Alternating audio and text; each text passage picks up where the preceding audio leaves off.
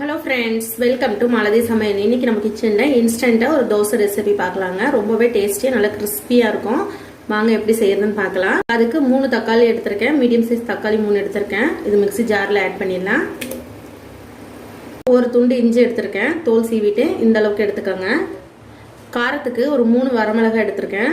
உங்களுக்கு காரம் எவ்வளோ தேவையோ அந்த அளவுக்கு ஆட் பண்ணிக்கோங்க. வரமிளகாய்க்கு பதில் நீங்கள் சில்லி பவுடர் கூட ஆட் பண்ணிக்கலாம்.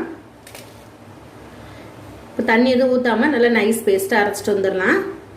நல்லா நைஸ் பேஸ்ட்டாக அரைச்சாச்சு. இப்போ இதோட 1 கப் அளவுக்கு ரவை ஆட் பண்ணிக்கலாம். 1/4 கப் கோதுமை மாவு ஆட் பண்ணிக்கலாம். 1/2 கப் தண்ணி ஊற்றி நல்லா நைஸ் பேஸ்ட்டாக அரைச்சிட்டு வந்துடுவோம். இப்போ இந்த அளவுக்கு நல்லா நைஸ் பேஸ்ட்டாக அரைச்சாச்சு. இது ஒரு பவுலுக்கு மாற்றிடலாம். அலசி ஒரு 1/2 கப் போல தண்ணி ஊற்றிடுவோம்.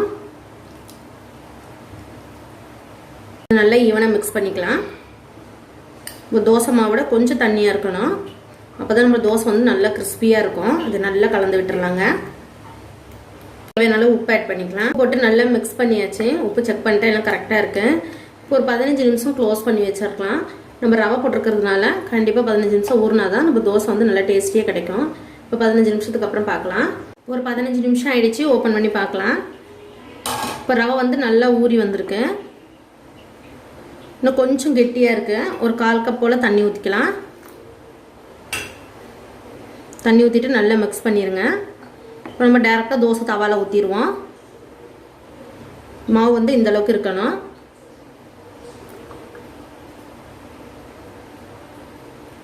கொஞ்சமாக ஆயில் ஸ்ப்ரெட் பண்ணிக்கலாம். ஒரு டிஷ்யூ வச்சு நல்லா தொடச்சி எடுத்துருவோம். நம்ம தோசை ஊற்ற ஆரம்பிச்சிடலாம்.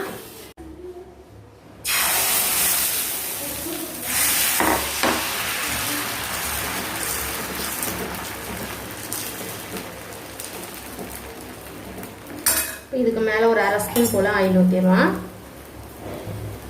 இப்போ ஒரு பக்கம் நல்லா வெந்து வரட்டும்.